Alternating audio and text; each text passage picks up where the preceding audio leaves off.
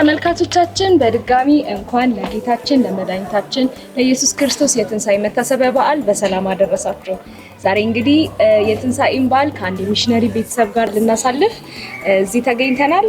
አብራችሁ ቆዩ።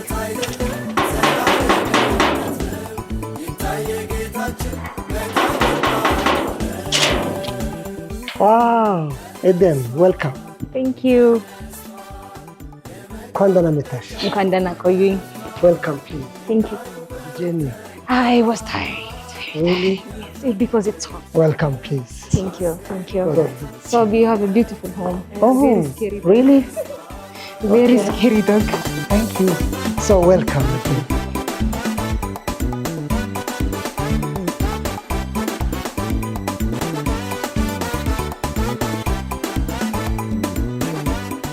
ተመልካቾቻችን በድጋሚ እንኳን አደረሳችሁ ለማለት እንወዳለን። እንግዲህ ዛሬ የምንገኘው በፕሮፌሰር ረኔ ቤት ነው። አመት ባልን ከሱና ከቤተሰቡ ጋር የምናሳልፍ ይሆናል። ፕሮፌሰር ረኔ ደግሞ ራሱንና ቤተሰቡን ያስተዋውቅልናል። ፕሮፌሰር በድጋሚ እንኳን አደረሱት።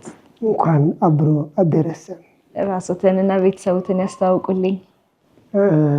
እኔ ረኔ ይባላለሁ። እኔ ባለቤቴ ሶስተኛ ልጅ አራተኛ ልጅ የኔ ሚሽነሪ ጓደኛ she can present herself for me. My name is Rene and she will continue.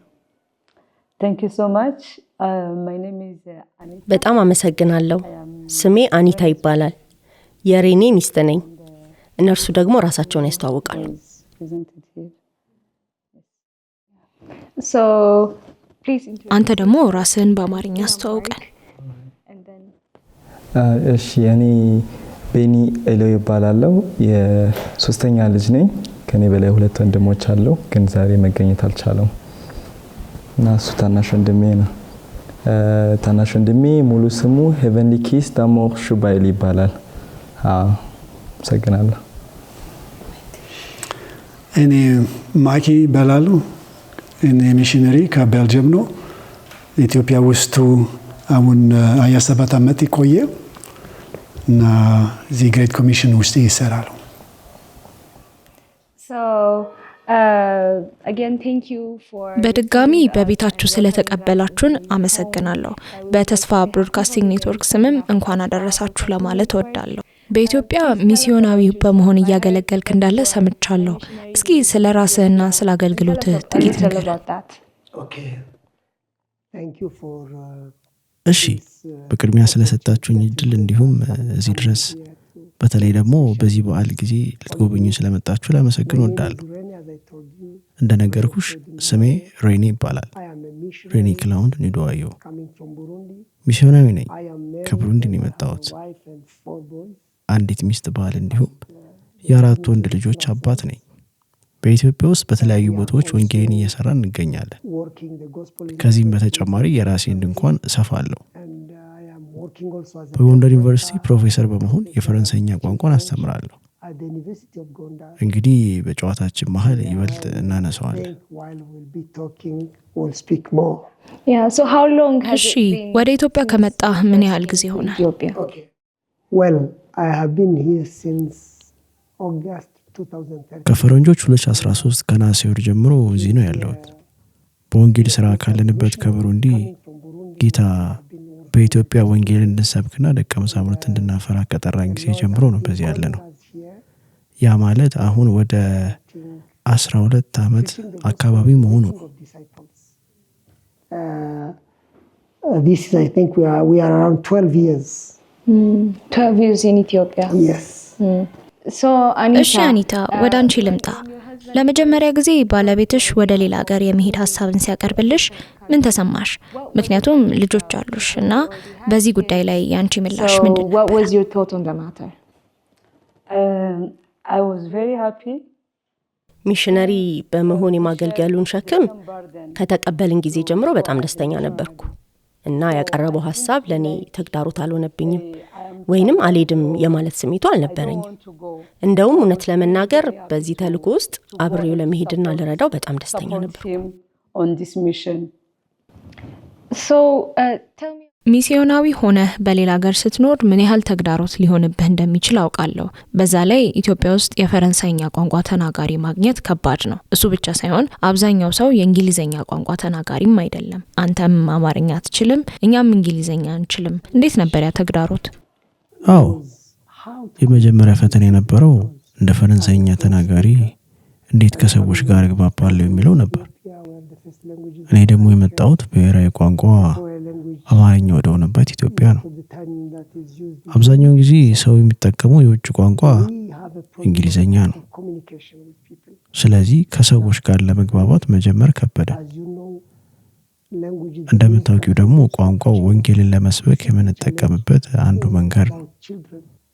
ሁለተኛው ፈተና የነበረው ደግሞ ለልጆቻችን ነው። ልጆቻችን የተማሩት በፈረንሳይኛ የትምህርት ስርዓት ነው። የግድ ከፈረንሳይኛ ወደ አማርኛና እንግሊዝኛ የትምህርት ካሪኩለም መምጣት ነበረባቸው። እንደውም በቋንቋ ምክንያት በትምህርት ቤት የገጠመው ተግዳሮት ራሱ በይበልጥ ቢያወራው ይሻላል። እኛ አንዳንድ መጽሐፍትን በመከተል መጽሐፍ ቅዱስን ከእንግሊዝኛ ወደ ፈረንሳይኛ ለማንበብ ሞከርን። ይህንንም በመደጋገም ማድረግ ቀጠልን። በመጨረሻም የምስራቹን ቃል ይበልጥ ለሰዎች ማካፈል ቻለ። ይህንን በማደርግበት ጊዜ አንድ የገጠመኝ ወንድም አማርኛና እንግሊዝኛ መናገር የሚችል ነበር። ራእይን ለእርሱ ማጋራት ጀመርኩ። በተመሳሳይ ሰዓት እርሱ እኔን በእንግሊዝኛ ጊዜ ነበር። እኔም ወንጌልን አስተምረው ነበር። ስለዚህ እኔን እየረዳኝ አብረን በጋራ መስራት ጀመር። ከ3 ወይም ከ4 ዓመት በኋላ በተደጋጋሚ ወንጌልን ለብቻዬ በእንግሊዝኛ መስበክ ቻልኩ። ከዚያ በኋላም እዚያው ሀገር ማስተርሴን በእንግሊዝኛ መስራት ችያለሁ። እግዚአብሔርም እንግሊዝኛ ቋንቋን በማወቅ ችሎታ ባርኮኛል።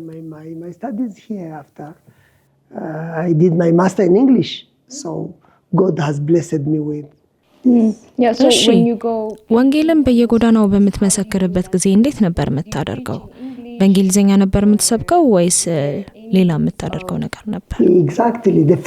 በትክክል የመጀመሪያ ቀን አስተርጓሚ አልነበረኝም። የምናደርገው እኔና ባለቤቴ ወደ መንገዶች በመውጣት ሰዎችን በማስቆም እንግሊዝኛ መረዳት ለሚችሉ ሰዎች ትራክት እየሰጠን በእንግሊዝኛ ነበር የምንመሰክረው።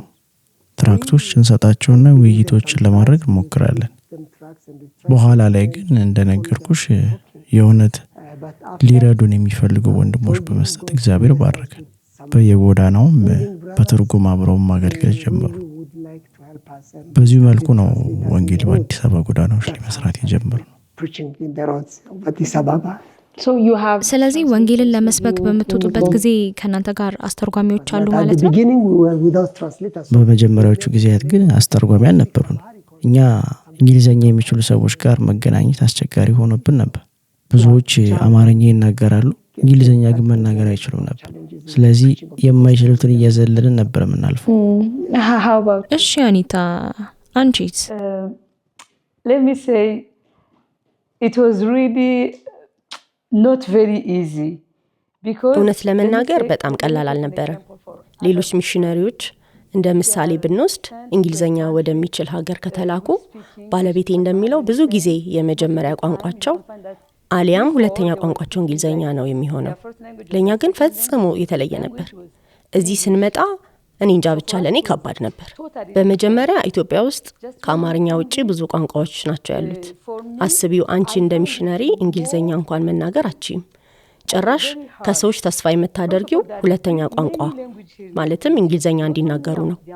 አንቺ ራስሽ በተላክሽበት ሀገር የማይታወቅ ቋንቋ ፈረንሳይኛ እየተናገርሽ ነው። ሰዎቹም ደግሞ ራሳቸው የተለያየ ቋንቋ ይናገራሉ። ስለዚህ በጣም ከባድ ነበር። ለምሳሌ ሌሎች ሚስዮናውያን ከሌላ ቦታ ወደዚህ ቢመጡ ለእነርሱ ትንሽ ይቀላቸዋል ለማለት እችላለሁ። ምክንያቱም ወዲያውኑ የአካባቢውን ቋንቋ ለመማር ይችላሉ። በዛ ላይ የሚናገሩት የእንግሊዝኛ ቋንቋ ብዙም ችግር ሳይገጥማቸው በቀላሉ ተናጋሪ ሊያገኙ ይችላሉ። ስለዚህ ለኛ ትኩረታችን አማርኛ መማር አልነበረም። አማርኛ የሚያስተምሩንን ሰዎች እንኳን ለማግኘት በመጀመሪያ እንግሊዝኛ መማር ነበረብን። ከእነዚህ የተለያዩ ቋንቋዎች ከሚናገሩ መካከል አማርኛ፣ ኦሮምኛ፣ ብቻ አማርኛ መማር የመጀመሪያ እቅዳችን አልነበረም።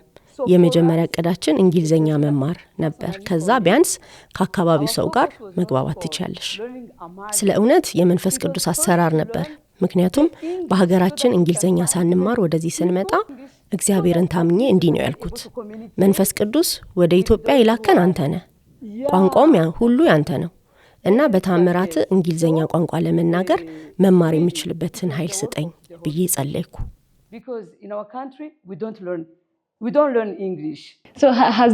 እስኪ ማይክ ልምድህን ንገረን። ምክንያቱም እዚህ ኢትዮጵያ ውስጥ ለ26 ለ27 ዓመታት ገደማ ኖረካልና እንዴት ነበር ላንተስ?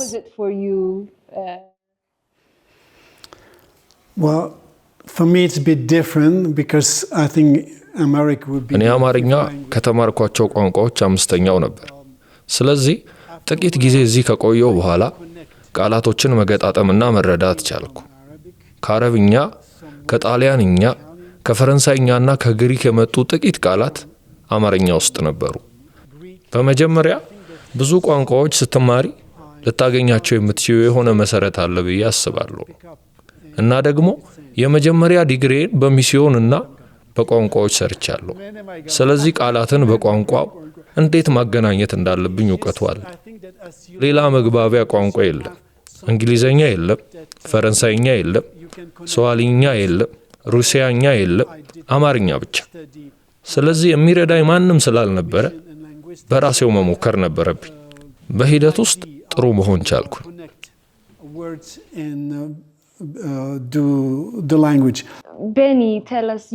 እስኪ ቤኒ ደግሞ ትንሽ በለን። ወደ ኢትዮጵያ ስትመጣ በጣም ልጅ ነበርክ። ምናልባትም ወላጆች ምን እያደረጉ እንዳሉ ላትረዳ ትችላለህና ጥቂት አጫውተን። እሺ፣ እኔ መጀመሪያ ላይ ከመጀመሪያው ለማስረዳት እዚህ መጀመሪያ ስንመጣ እውነቱ ለመናገር ለምን እንደመጣን ራሱ አላወቅኩ ነበር። ገና ልጅ ነበርኩኝ። ከ6 ወደ 7 ዓመት ያለፍኩኝ ነበር። ከዛ ለቪዚት ምናምን ነገር ነበር የመሰለኝ፣ ለመጎብኘት እዚህ ሄድን። ከዛ ወደ ሀገራችን እንመለሳለን፣ ወደ ቤተሰብ እንመለሳለን ብዬ ነበር ያሰብኩት። ከዛ አባቴ ለትምህርት ሲያስመዘግበን ገረመኝ፣ ፈራሁኝ። ምንም ቋንቋ አልችልም ነበር።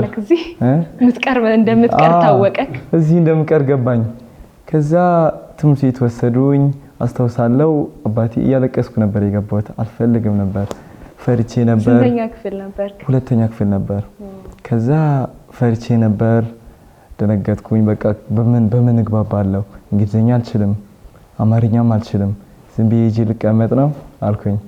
በቃ ፈራሁኝ። ከዛ የቋንቋ ችግር ብቻ ሳይሆን የባህል ራሱ ችግሮች ነበሩ። ማንግባባበት የካልቸር ችግር ነበር። ማንግባባበት ብዙ መንገድ ነበር እና አስተውሳለሁ አንዳንድ ክስተቶች የተከሰቱ ነገሮች። ለምሳሌ ትምህርት ቤት አንድ ምሳሌ ለመስጠት ለምሳሌ ትዝ ይለኛል የሆነ አስተማሪ ነበር። ከዛ ስፖከን እንግሊሽ ነበር የሚያስተምረን እና እኔ ክላስ የገባሁት ሽንት ቤት ሳልጠቀም ነበር የገባሁት። ከዛ ሽንት ቤት መሄድ ፈለግኩኝ። በምን ቋንቋ ላናግራቸው? አባቴ ያስተምረኝ የነበረው የስ እና ኖ። በቃ የሆነ ነገር ሲጠይቁ የስ እድለኛ ከሆንክ አሪፍ መልስ ይሆናል፣ ካልሆንክ ደግሞ ተበላ ብሎኝ ነበር። ከዛ ምን ብዬ ላስፈቅድ አልኩኝ። መሄድ ፈለግኩኝ በጣም። ከዛ ሄጄ ምናልባት ከፍሬንች ጋር እንግሊዝኛ ትንሽ ይመሳሰላል ብዬ ምናልባት ሊገባው ይችላል አልኩና በፍሬንች ነገርኩት። ሽንት ቤት ልሄድ ብዬ ጠየቅኩት። አስተማሪ ግን አልገባውም። ስለዚህ ወደ ቦታ መለሰኝ። ከዛ መጠበቅ ግዴታ ሆነብኝ። ሌላ ነገር ደግሞ አንዳንዴ ራሱ ሲጨንቀኝ ወይ ትምህርት ቤት በቃ ልጆቹ አንዳንዴ ቡሊ ልጆች ባህሪያቸውን ታውቂያለሽ። አንዳንዴ ካልም የሆኑ ልጆች ማያወሩት ልጆች ቡሊ ለማድረግ ይሞክራሉ። በቃ የሆነ ምላሽ ሳያገኙ ሲቀሩ የሆነ ቡሊ ያደርጋሉ። ለየት ብለህባቸው ለየት አልኩባቸው። አላወራም። ልጁ ምን ችግር ነው ያለበት? ሜቢ ሜንታሊ ችግር አለበት ብሎ ሊያስቡ ይችላል። ጸጥ ስል ሙሉ ከጠዋት እስከ 10 ሰዓት ከዛ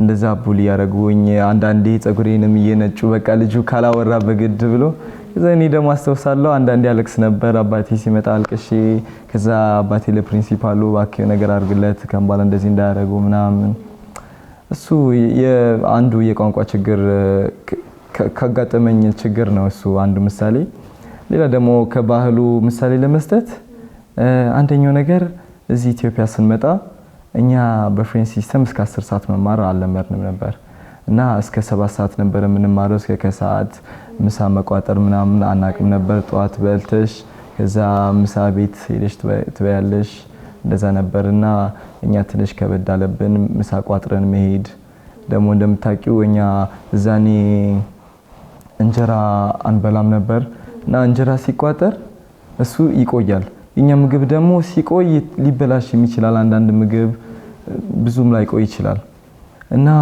አስተዋጽኦ መሄዱ ራሱ ከበድ ይልብን ነበርኛ አለመርንም አንዳንዴ ራሱ እናቴና አንዳንዴ ደስ አይላትም ነበር ለምን ምግብ ቋጥራለን አንዳንዴ ሳንበላ እንመለሳለን ለምን ይጨንቀናል ትምህርት ቤት መብላት አለመርንም ነበር በቃ ቤት ተቀምጠን መብላት ነበር የለመርነው ደግሞ ምግቡ ለየት ሲል ትንሽ እንትን ስሜት ሊሰማሽ ይችላል የሆነ ለምን ተለየ አይነት ነገር አለ እሱም የሆነ የምግብ ካልቸር ትንሽ ልዩነት ተፈጠረ በጣም እሱ አባቴ በጣም እኛ ላይ ተስፋ ነበረው በቃ ቶሎ እንደምንለምድ ለፕሪንሲፓሉ ራሱ ይነግረው ነበር ውጤታቸውን ምንም አትፍራ በአንድ ወይ በሁለት አመት ቶሎ ይሻሻላል ልጆች እንደሚችሉ አውቃለሁ ይላቸው ነበር ደግሞ እውነት ነበር አንድ አመት ከግማሽ ምናምን እንግሊዘኛ አማርኛ ምናወራ ነበር ከወንድሞቼ ጋር እንግሊዘኛ አማርኛ ናወራ ነበር አንድ ከግማሽ ምናምን ኮሙኒኬት ማድረግ እንችል ነበር ከሁለት አመት በኋላ ደግሞ ፍሉዌንት ምናምን መሆን ጀመርን እናቴ ደግሞ በጣም ትልቅ ሰፖርት ሆናለች ለኛ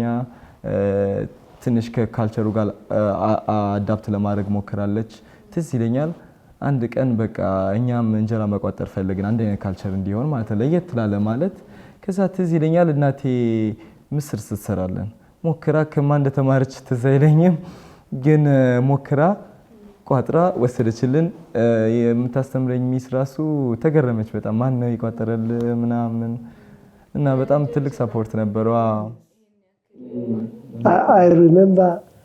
አስታውሳለሁ ስለ ቋንቋ ልጆች ቋንቋን በፍጥነት እንደሚያውቁና እንደሚረዱ አውቃለሁ በጣም በሚያስቅ ሁኔታ አማርኛ መጀመሪያ ማወቅ የጀመርኩት እኔ ነኝ ስለዚህ አንዳንድ ፊልሞችን የአማርኛ ፊልሞችን ማየት ጀመርኩ ልጆቹን ለቋንቋ ለማስተዋወቅ ስል በደንብ ማየት ጀመርኩ ምክንያቱም እኛ ሚስዮናውያን እንደመሆናችን መጠን ምንም ነገር ቢፈጠር እንኳን በልጆቻችን በኩል ቋንቋን መተርጎም መቻል አለብን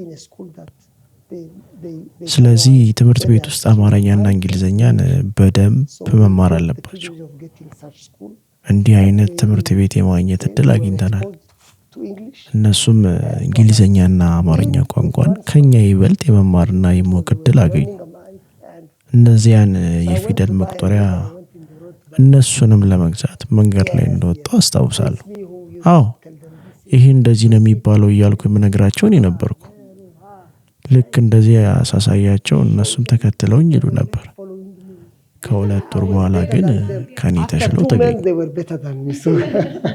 Now they have surpassed you. Now it is another history.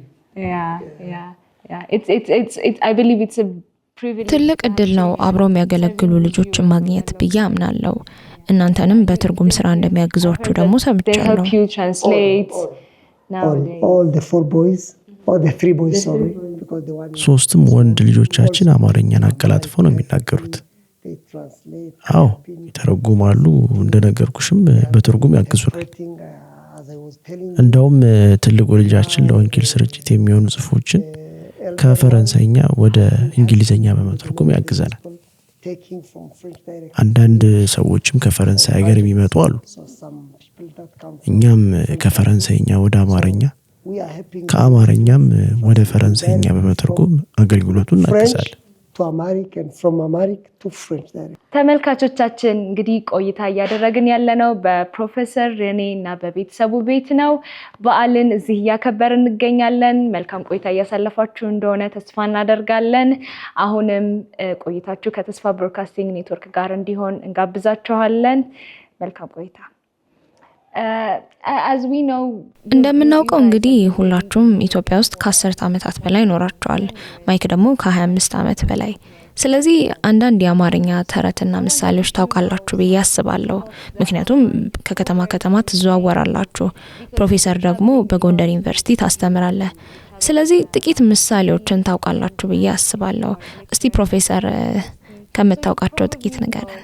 A few proverbs I assume, so please tell me a few. ይሄ በጣም ከባድ ጥያቄ ነው። እስኪ አንድ ልሞክር። ከስ በከስ እንቁላል በእግር ይሄዳል። Nice. Do you know what that means? ምን ማለት እንደሆነ ትርጉሙን ታውቀዋለህ? Slowly even an egg can walk, maybe having. አሁን ደግሞ አኒታ ንገሪን። Very hard for me. ይሄ ለኔ በጣም ከባድ ነው። አንድ ምሳሌያዊ አነጋገር የማውቅ ይመስለኛል። በአማርኛ አይደለም፣ አንድ ሰው ነው በእንግሊዝኛ ተርጉሞ የነገረኝ። የምርሽን ነው? ትርጉሙን በአማርኛ አላውቅም። እሺ እንዴት ልለው እችላለሁ? እንዴት ልበለው? የእውነት አላውቅም። አንዴ ነው የሰማሁት። እንዴት ይመስለኛል? I heard one which it's a said like I know you but I didn't born you or I'm not your parent but I don't know it in Amharic. የሆነ ሰው ነው በእንግሊዝኛ ተርጉሞ የነገረኝ። በአማርኛ አልነገረኝም። አውቀሃለሁ ግን ወላጅህ አይደለሁም።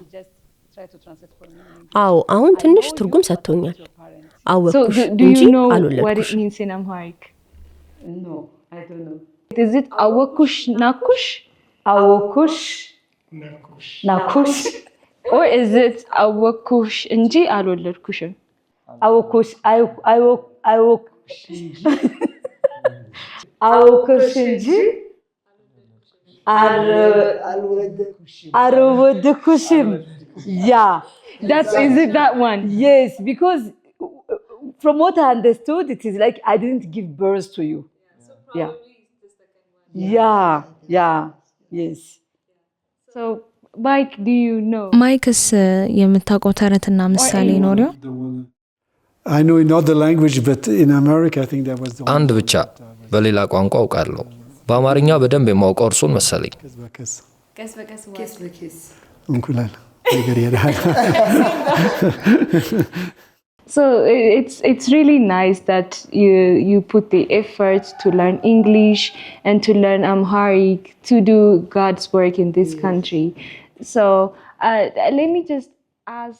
እዚህ ሀገር የእግዚአብሔርን ስራ ለመስራት የአማርኛና የእንግሊዝኛ ቋንቋ ለመማር ያደረጋችሁት ጥረት በእውነት በጣም የሚደነቅ ነው።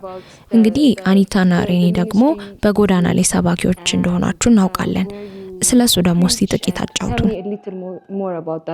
Well, we have been at the beginning, as I told you. መጀመሪያ ላይ እንዳነሳሁት ላለፉት 10 ዓመታት በጎዳና አገልግሎት ንቁ ተሳትፎ ስናደርግ ነበር። በተለይ በአዲስ አበባ ጎዳናዎች ብንጀምረው ኋላ ላይ ግን ብዙ ጓደኞችን አግኝተናል። ኢትዮጵያውያን ወዳጆች የምስራች ቃል ስናካፍላቸው መልእክታችንን ሰምተው በጣም አስፈላጊ እንደሆነ አውቀው ነበር። ምክንያቱም ትልቁ ትኩረታችን ወንጌልን መመስከር ብቻ ሳይሆን ደቀ መዛሙርትን ማፍራት ስለሆነ። አሁን ላይ ቤተክርስቲያን ደቀ መዝሙር ማድረግ ትፈልጋለች። ለዚህ ደግሞ ሚኒስትሪያችን የመፍትሄ አካል ሆኖ ብቅ ብሏል። ብዙ ቦታዎች ላይ እንደ ጅማ፣ ደሴ ያሉ አካባቢዎች ላይ ደቀ መዛሙርትን ከማፍራት አንጻር ተግባራዊ የሆነ የህይወት ተሞክሮ ለማጋራትና ወንጌልን ለመስበክ ብዙ ጊዜ ተመላልሰናል። ደሴ በመሃራጅ ከዛ ሚስዮናዊ ልከናል። አሁን እዚህ ነው ያለው። ትንሽ ተግዳሮቶች ስላሉ ለጥቂት ጊዜ ልንመልሰው ወስነናል፣ ግጭቱ እስኪበርድ ድረስ።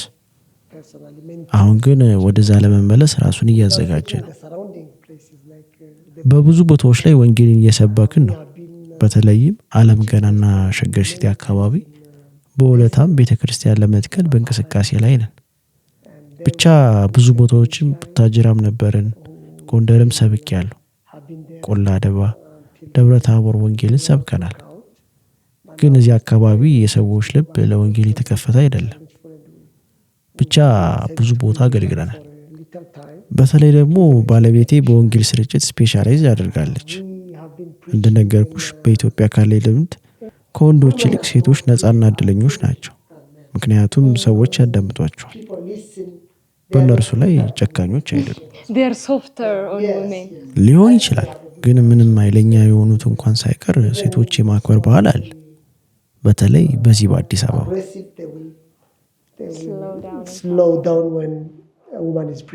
ተመልካቾቻችን እንግዲህ ጨዋታው እንደቀጠለ ነው። አመት በዓል ሞቅ ደመቅ ብሎ እያከበርን እንገኛለን ከፕሮፌሰር ረኔ ጋር። እናንተም በያላችሁበት መልካም አመት በዓልን እያሳለፋችሁ እንደሆነ ተስፋ እናደርጋለን። አሁን ደግሞ ፕሮፌሰር ረኔ የቀረበውን ዳቦ ይቆርሱልን እና ደግሞ እየተመገብን ጨዋታችንን እንቀጥላለን።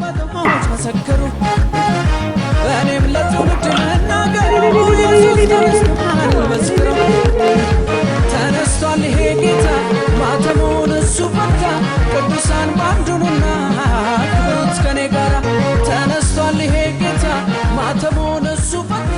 ተመልካቾቻችን አሁንም እንግዲህ የበዓል ቆይታችንን በእነ ፕሮፌሰር ረኔ ቤት እያደረግን እንገኛለን። መልካም በዓል እያሳለፋችሁ እንደሆነ ተስፋ እናደርጋለን። How did you celebrate Easter? በአገር ቤት የነበረውን የትንሣኤ በዓል አከባበር እስቲ ያጫውተን። ከኢትዮጵያ በጣም የተለየ ነበር? ኢትዮጵያ ከቡሩንዲ ጋር ያላትስ የባህል ልዩነትን እንዴት አገኘኸው?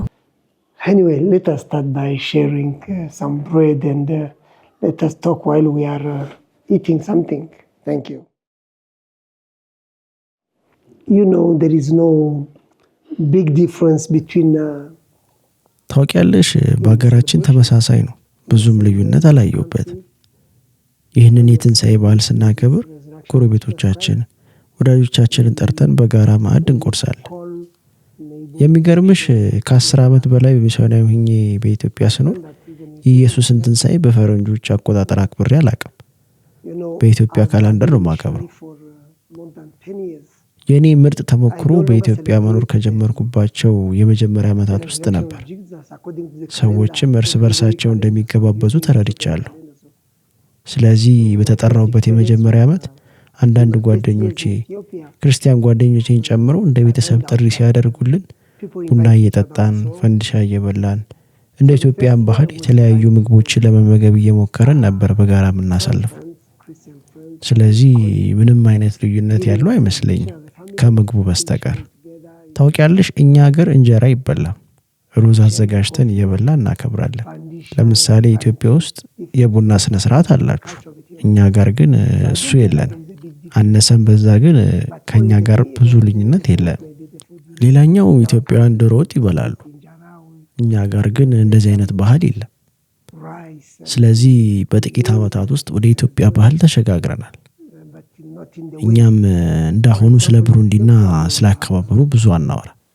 ነገር ግን እንደ ሚስዮናዊ የኢትዮጵያን ባህል ማክበርና ስለ ኢትዮጵያ ማውራት እወዳለሁ።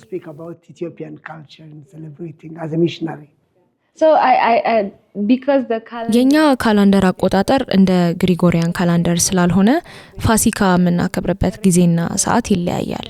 እንደው በዚሁ አጋጣሚ ብሩንዲ ያሉ ቤተሰቦቻችሁ በፋሲካ ወቅት የስልክ ጥሪ አድርገውላችሁ ተሸዋውዳችሁ የምታውቁበት ጊዜ አልነበረ?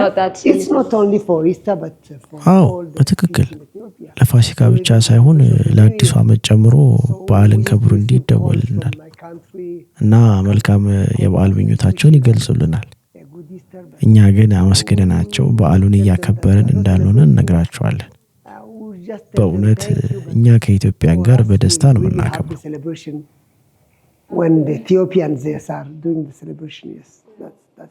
ማይክስ እንዴት ነው አመት በዓልን የምታከብረው? For me, I enjoy celebrate Easter in Ethiopia. መጀመሪያ ኢትዮጵያ እና ፈረንጁ እኩል አይደለም። ወደዛ ሁለት ጊዜ ነው። ወደዛ በጣም ቆንጆ ነው። መጀመሪያ ዶሮ በልቼ ከዛ ቆጮ እና ኬትፎ ከዛ ሰዎቹ ምንድን ነው አንተ በልጅ እኔ ቆጮ ነው። ቆጮ ምንድን ነው? ይሄ ይመስላል ጫማ ሶል ነው አይደለም? ጫማ ሶል ነው አይደለም? ከሩ አለ ጫማ ሶል። ወደዛ ሰዎች ምን ጫማ ሶል በልጅ አይደለም ቆጮ ነው። ወደዛ ነው። እንዴት ነበር መጀመሪያ የመጣ ሰሞን? አሁን ኑሮ ውድነቱም እንደዚህ አልነበረም አይደለም። በዛ ጊዜ ዶሮ 15 ብር ነው። እንቁላል 50 ሳንቲም፣ ቅቤ 150፣ ቡና 15 ብር ነው። ወደዛ በዛ ጊዜ በጣም እርካሽ ነው ኑሮ። አሁን በጣም ውድ ነው። ሌላ በዛ ጊዜ አመት በዓል ካለ ብዙ ምግብ አለ፣ ብዙ አይነት ምግብ አለ። አሁን ብዙ የለም። ለምን? ኑሮ ውድ ነው። ካለ ዶሮ ካለ ሌላ አይጨመርም። እንዴት ነው? ያው የቆጮንም ስላነሳከው ማይክ 7 ቤት ጉራጌ ነው ይባላል። እንዴት ነው እሱ ነገር ከየት መጣ? መጀመሪያ እኔ ጉራጌ ስራ በጣም ይወዳሉ። እኔ ስራ በጣም ይወዳሉ። ወደ ጉራጌ ነው። አሁን ሰዎች የተነገረ እኔ ስም ሙሉ ሚካኤል መለስ ጎርጊ ነው። ወደዛ በአይናቱ 7 ቤት ጉራጌ ነው እና በአባቱ ትግሬ ነው። ስለዚህ ሙሉ ለሙሉ ኢትዮጵያዊ ነው ማለት ነው። ስሙ ከለሩ ብቻ ነው ችግሩ እንጂ በቃ 7 ቤት ጉራጌ ነው ታምናል ማለት ነው። ዋጋ ላይስ እንዴት ነው? ድርድር ላይ ምናምን ገበያ ስትወጣ እሱም አለ መሰለኝ። ለዛ ነው ማለት ብዙ ጊዜ ወደ ሱቅ ከገባ ሰዎቹ ወይ ጉራጌ ፈረንጁ መጣ። ለምን? ለዚህ ነው የሚገዛ እቃ ጎበዝ ነው፣ በጣም ጎበዝ ነው። አኒታስ እንግዲህ ሴቷ አንቺ ነሽ ምግቡን የምታዘጋጃጀው እና እንዴት ነው የኢትዮጵያና የቡሩንዲን የባህል ምግብ ማዘገጃጀት ምን ይመስላል? አዎ በብሩንዲ ልክ እንደ ኢትዮጵያ ነው ብዬ አስባለሁ። ተመሳሳይ ሆኖ ነው ያገኘሁት። ከአንዳንድ ጓደኞቻችን ጋር እንገናኛለን። ከቤተሰብ ጋርም እንዲሁ ምግብ በማብሰል ቤታችን ውስጥ እንመገባለን። ከዚያም ምሽት ላይ ደግሞ ወደ እነርሱ ቤት እንሄዳለን። ይሄ ነገር ብሩንዲን ከኢትዮጵያ በደንብ ያመሳስላታል። ምግቡ ግን ፈጽሞ አይገናኝም። እኛ ሩዝ፣ ስጋና ሌሎች ነገሮችን እናዘጋጃለን። እዚህ ግን እንጀራና ቡናውን በጣም ነው የምወደው። በጣም ጥሩ ናቸው። ወደ ኢትዮጵያ ሚሽነሪ ሆኜ ስመጣ ትንሽ ከብዶኝ ነበር። አዎ ምን ማድረግ እንዳለብኝ የማላውቅ ሆኖ ይሰማኛል። ምን ማድረግ አለብኝ? ልክ እንደ ኢትዮጵያውያን መሆን አለብኝ ወይስ? ብቻ እንዲህ አይነት ስሜት ይሰማኝ ነበር። የሆነ ነገሬ ተለውጧል። የድሮ አኒታ አልነበርኩም። ልክ ደግሞ ሩዝ፣ ስጋ እና ሌሎች ነገሮችን እኔው ራሴ በራሴ መንገድ ለማዘጋጀት ስፈልግ አብዛኛው የኢትዮጵያ ወዳጆች ግን አይፈቅዱልንም ነበር። አስቀድመው እቤታቸው ይጋብዙናል። ስለዚህ በፍጹም እንደ ብሩንዲ ባህል የማዘጋጀት እድልም አልነበረኝም። አሁን ግን ወደዚህኛው ባህል ሙሉ በሙሉ የተለወጥኩ ይመስለኛል። ልክ 1 ሳምንት ለፋሲካ በዓል ሲቀረው ከተለያየ ቦታ ግብዣ ይቀርብልናል። ስለዚህ ሬኔ እንደሚለው አሁን የኢትዮጵያን ባህል አላውቅም። አይ የብሩንዲን ባህል ማለቴ ነው። ረስቼው ነበር። ምንም እንኳ አንዳንድ ጊዜ ኢትዮጵያውያን በድንገት በዓልን አብረን እንድናከብር ይጋብዙናል። አንዳንዴ ደግሞ ለምን ሁል ጊዜ ወደ ግብዣ እንደምንሄድ ሳስብ ይሰማኛል። ቤታችን እናዘጋጅና የራሳችንን ነገር እናድርግ ስል ደግሞ ታውቂያለሽ፣ የብሩንዲ ባህላዊ ምግብ የማብሰል ስሜት ሙሉ በሙሉ እንደጠፋብኝ አስተዋልኩ። ከዛ ምን እንደሆንኩ አላውቅም። ልክ ግን እንደ ኢትዮጵያውያን ገበያ ሄጄ ዝንጅብል ምናምን እየገዛው ራሴን አገኘሁት። ያ ማለት ያለፈውን ረስቼ አሁን ከዚህኛው ባህል ጋር ተቀላቅያለሁ ማለት ነው። እዚሁ ሀሳብ ላይ እንቆይና አብዛኛዎቹ የውጭ ሀገር ዜጎች እንጀራ ለመብላት ይቸገራሉ።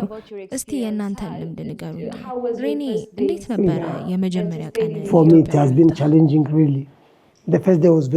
ለእኔ በእውነት ፈታኝ ነበር። መጀመሪያ ላይ በጣም ፈታኝ ነበር። ምክንያቱም የእንጀራን ጣዕም እንደ ሎሚ ነበር የሚለው። ስለዚህ ራሴን እንዲህ ብዬ የጠየቅኩ ነበር፣ ይህን ሎሚ ያለበት ምግብ እንዴት መብላት አለብኝ? በየቀኑስ እንዴት እበላለሁ? በቀን 3 ጊዜ። በስተመጨረሻም ግን መብላት ጀመርኩ። ሁሉም ነገር ጥሩ ነበር። አሁንም ድረስ ግን በቀን 3 ጊዜ እንጀራ መብላት አልችልም፣ ምክንያቱም ጨጓራዬን ትንሽ ስለሚያመኝ ነው። ምናልባት ለሌሎች ብዙም ላይ ከብዳቸው ይችላል፣ ለእኔ ግን ከባድ ነው። ስለዚህ በቀን 1 ጊዜ ነው እንጀራ የምበላው። ያ ለእኔ በቂ ነው። ብዙ ጊዜ አንድ እንጀራ በአንድ ጊዜ አልጨረስም እና በቀን ለአንድ ጊዜ ማታ ማታ ነው የምበላው። Gondar, so I will eat injera 2 times. አኒታ አንቺስ ጋር? No, for me it's different with him. When I come and I eat የእኔ ከእርሱ የተለየ ነው። ለመጀመሪያ ጊዜ መጥቼ እንጀራ ስበላ ጣዕም ይሰጠኝ ነበር። ቻፓቲንን አወቅሽው? እኔ እንኳ ለእርሱ ቻፓቲን ነው እያልኩ ነግረው ነበር። እርሱ ግን ቻፓቲን እንዲህ አይደለም፣ ነጭ ከለር አለው ሲለኝ አይደለም ይሄ ቻፓቲ በሌላ ከለር ነው እለው ነበር። ስለዚህ ቻፓቲ መሆኑን ለማሳመን እሞክር ነበር። ምን ያህል እየተቸገሩ እንደሆነ ስላየው እንደ እኔ እንጀራን እንዲወዱ ላደርጋቸው ፈልግ ነበር። ምክንያቱም እኔ በጣም ወድጀዋለሁ። ወደ ኢትዮጵያ ከመጣው ጊዜ ጀምሮ በእንጀራ ምክንያት ችግር አጋጥሞኝ አያውቅም። እኔ እንኳ ወድጀዋለሁ። ጠዋትና ምሳ ሰዓት መብላት እችላለሁ። ሌሊትም ቢሆን ምንም ችግር አይሰማኝም።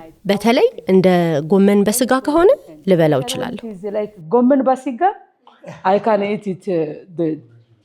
ማይክ አንተስ እንዴት ነው? እንግዲህ ለእኔ ምንም ችግር የለም። እኔ በጣም እወዳለሁ። ከዛ እኔ ብቻ አይደለም እግዚአብሔር ለሰዎቹ ቆንጆ ይሰጣሉ። እኔ አንደኛ ቡና በጣም ይወዳሉ። ኢትዮጵያ ውስጥ በጣም ቆንጆ ቡና አለ። ወደዛ በረከት አለ አይደለም? አንደኛ ወደዚህ ይመጣሉ። ምናልባት ሰዎች የተነገሩ ወይ ኢትዮጵያ ከባድ ቦታ ይከብዳል፣ አንተ አይደለም። እግዚአብሔር ያካሉ ምን ሰዎቹ ይወዳሉ። እኔ ቡና በጣም ይወዳሉ። እንጀራ ምንም ችግር የለም። ይህ ብቻ አይደለም።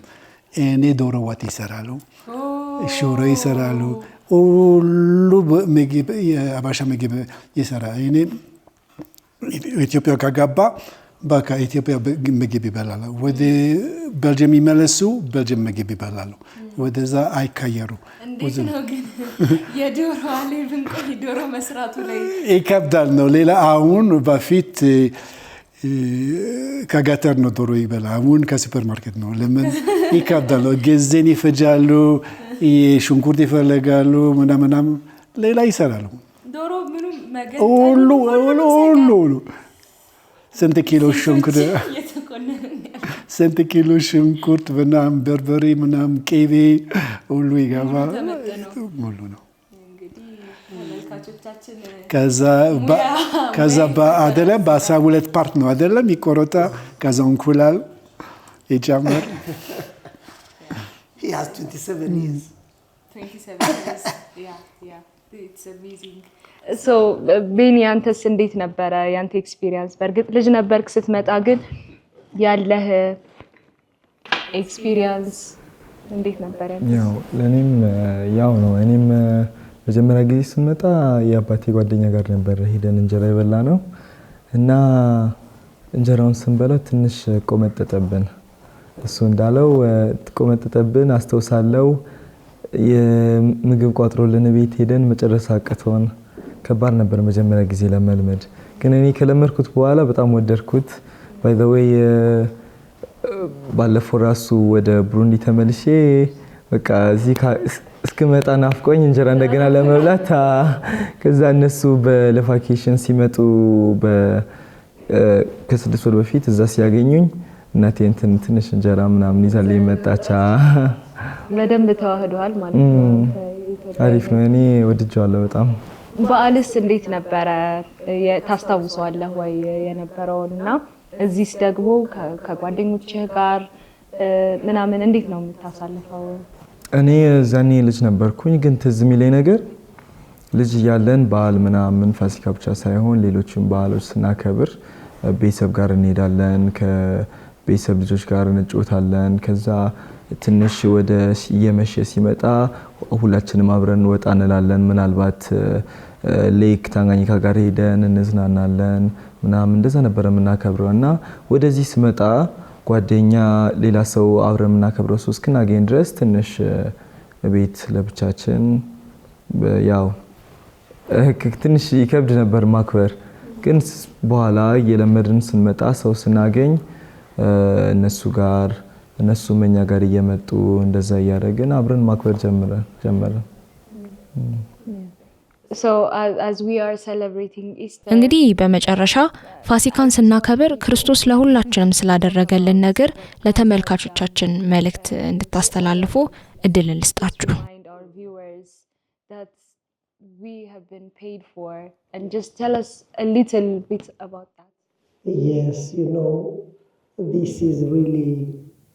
ስለ ትንሣኤ ሁሉም ሰው ሊያውቅ የሚገባው እውነት ይሄ ነው። ያለ ትንሣኤ መዳን የለም። የሕይወታችን ኃይል ከኢየሱስ ክርስቶስ ትንሣኤ ጋር የተያያዘ ነው። የኢየሱስ ክርስቶስ ሥራ የተጠናቀቀው በመስቀሉ ሥራ ነው።